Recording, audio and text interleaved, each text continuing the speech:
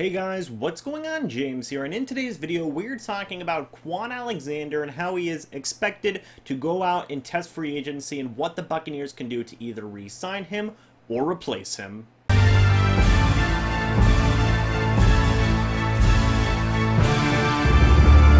Now, I've seen a lot of people say, all right, James, that's it, Kwon Alexander, he's going to free agency, he's not going to come back to this team, it's over. But I say, hold on just a minute, because I feel that Kwon Alexander does have a decent chance to come back to this team. Now, will he go into free agency? Yes, he will go into free agency. He obviously wants to see how much money other teams are going to offer him, and I feel that they're going to offer him a decent amount. They might not offer him the $10 million a season that he wants, but I feel that they're going to offer him pretty darn close. But do I feel that the Buccaneers are going to try their darndest to get Kwon Alexander back? Yes, absolutely. I feel this isn't a situation that the Buccaneers have given up on, especially Jason Licht. He publicly said that he would love to have Kwon Alexander back, and I feel that when push comes to shove, the Buccaneers are going to bump up their number, because right now we have no idea what their number is. They could be at 8 million, or 9 million, or 7 million, I guess. I don't know, but the point is that we have no idea what the Buccaneers' number is. It could be closer to what Kwon's number is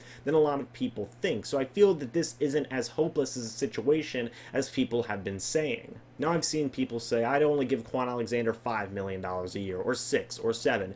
Me personally, I would go as high up as $8.5 or even $9.5 million a year, or I would even just give him his $10 million a season, because I believe that Kwon Alexander is that valuable to the team. I've talked about that a ton. He's a great leader for this team. He's a pretty decent player overall for this team, and, you know, just like Jason Licht said, he's been the heartbeat of this defense for the past few years now. But let's talk about a situation where Kwon Alexander doesn't re-sign with the team. I still think there's a chance, and I've already addressed that, but what if he doesn't re-sign with the team? Who can he be replaced with both in free agency and in the draft? Talking about free agency first, and me personally, I see 3 linebackers that if I had to, I wouldn't mind them being the replacement for Kwon Alexander. And those 3 linebackers are C.J. Mosley, which I'll talk about that in a second, Denzel Perryman, who I do like a lot, and then finally Brandon Marshall from the Denver Broncos. So let's talk about C.J. Mosley first. He's not going to come to the Tampa Bay Buccaneers. I know that that may be shocking, that I am that definitive on the fact that he will not be coming to the Tampa Bay Buccaneers, but he's not going to be coming to the Tampa Bay Buccaneers. It has been reported that if C.J. Mosley were to go to free agency, the Cardinals will offer him a contract that will make him one of the highest paid, if not the highest paid linebacker in the league. The Buccaneers are not going to match that. They would be way better off just re-signing Kwon Alexander. So it's fair to say that C.J. Mosley, he's probably out of the equation, but I will say that he has had a ton of experience as a 3-4 middle linebacker working with the Baltimore Ravens. Second guy I want to address real quick, which might be a little bit more of an underrated type of signing if the Buccaneers were able to pull it off. It is Denzel Perryman, formerly of the Los Angeles Chargers. He's expected to go to free agency as well, and I think he's one of the more underrated younger linebackers in this league. Now, yes, he hasn't been perfect. He does have some problems with coverage and whatnot, but I do feel that his run-stopping ability is really, really good, and he's also worked in 3-4 defenses in the past with the Los Angeles Chargers as well. I feel it would be a nice young addition. You know, right after Kwon Alexander goes, you get another really nice linebacker who's pretty much the same age, all things considered. You can kind of have a really nice transition into the new defense that is being used with Todd Bowles and Bruce Arians. Final guy that I want to talk about in free agency is linebacker Brandon Marshall, who was just recently released by the Denver Broncos. This one's a little bit more cautious. You know, I'm a little bit more cautious with it, at least because he has had a bad couple of seasons with the Denver Broncos, but he's another 3-4 linebacker who I feel is still relatively young, all things considered. I believe he's 27, 26 years old. I feel that he would have a really good chance to come in right away, and especially with the current staff that's on hand, really turn it around and develop into a really decent linebacker for this team. And finally, the last part that I want to address of potential replacements for Kwon Alexander is the draft. Obviously, the draft is going to be a very big deal, and I know the linebacker that everybody wants me to talk about.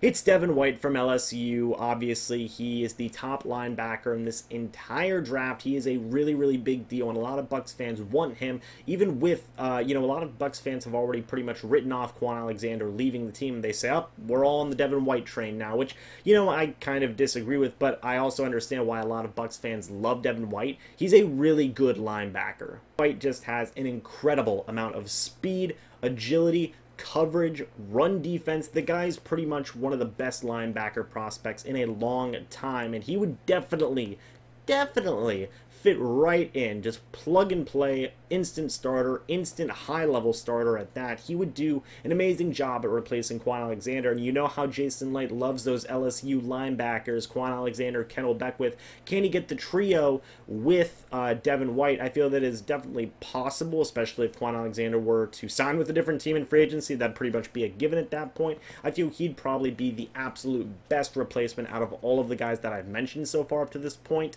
He would pretty much be the perfect fit. He'd have the age, he'd have the ability, and he would have just the ultimate upside in terms of his overall development to just be probably one of the better middle linebackers in the league, if I'm being honest with you. But yeah, guys, that's pretty much it for this video. Let me know what you think about all of this down in the comments section below. What do you think is going to happen with Kwon Alexander? He is going into free agency pretty much, so do you feel that he's going to sign with another team, or do you feel that he's going to come back to the Tampa Bay Buccaneers and continue to be their middle linebacker? Me, personally, I feel that he has a really good chance of coming back to this team. Now, if he doesn't, I'm pretty much, really interested in Devin White, and I'm also really interested in Denzel Perryman as well, but I'm more interested in Devin White because that guy's an absolute beast, and I know a lot of teams are just absolutely in love with him, and I know a lot of Bucs fans are as well. But let me know what you guys think about all of this down in the comment section below. Thank you so much for watching this video. Hope y'all enjoyed, and as always, I'll see you in the next video or the next live stream. But until then, and as always, goodbye for now, and go Bucs.